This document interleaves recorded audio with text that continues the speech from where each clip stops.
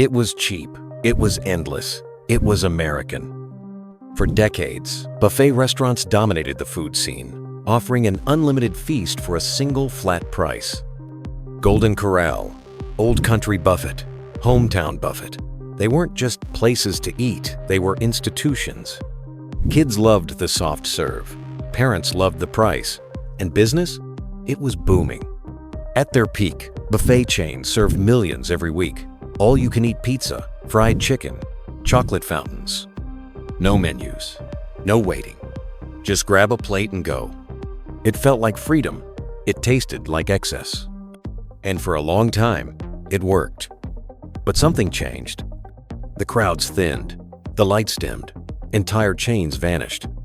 And what once felt like the future of dining started to feel like a relic of the past. So what happened to buffet restaurants? Why did one of America's most profitable dining models go cold almost overnight? This is the real story of their rise and what quietly killed them. Buffets look generous, but behind the scenes, they were built for profit. The secret? Volume. Buffet chains didn't need every customer to eat big. They just needed a steady stream of people and smart psychology. Carbs up front, expensive proteins in the back. Small plates to slow you down. From tray layout to lighting, everything was designed to make you feel full fast. They bought ingredients in bulk, minimized waste, and relied on low-wage labor to keep costs low. The average buffet customer cost just a few dollars in food, but paid $10, $12, or even $15 to walk through the door. And it worked for a while, but the model was razor thin. If food prices rose, margins vanished. If customers stopped coming, the whole system collapsed. The cracks started small. Health trends shifted. Diners wanted fresh, organic, and made to order. Suddenly, heat lamps and mass trays felt outdated. Then came food costs. Meat prices soared. Labor costs rose. And with razor-thin margins, buffets had no cushion.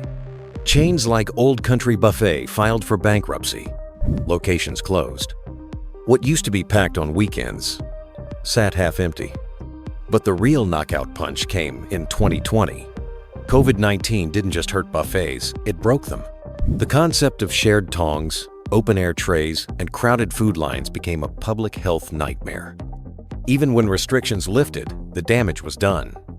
Consumers had moved on.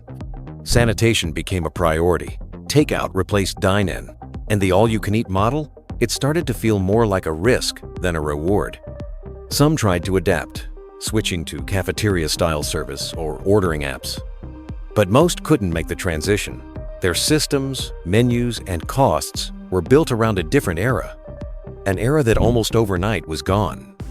And as competitors modernized, the buffet looked frozen in time. What once felt like abundance now felt like excess. And the excess wasn't selling anymore. Buffets didn't survive on quality, they survived on scale. And when anything disrupted that scale, whether it was inflation, health trends, or rising labor costs, the cracks started to show.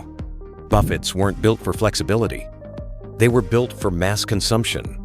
And when consumer behavior started to change, buffets had no room to adapt. Some buffets are still standing. Golden Corral?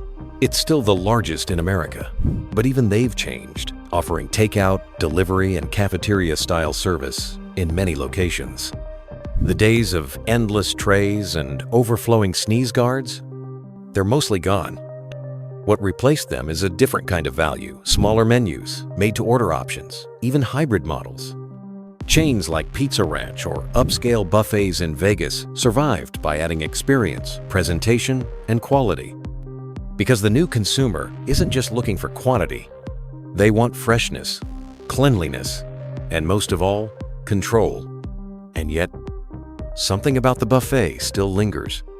The freedom, the nostalgia, the idea that for one price, you could eat without limits and sit with your family as long as you wanted.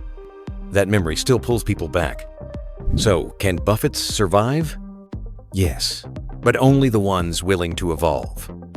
Buffets that embrace tech, streamline operations, and focus on food that people crave. not just food that fills space, can still thrive in niche markets. The golden age is over. But a new kind of buffet, it might still have a place. Because in the right hands, with the right vision, even a fading model can find a second course.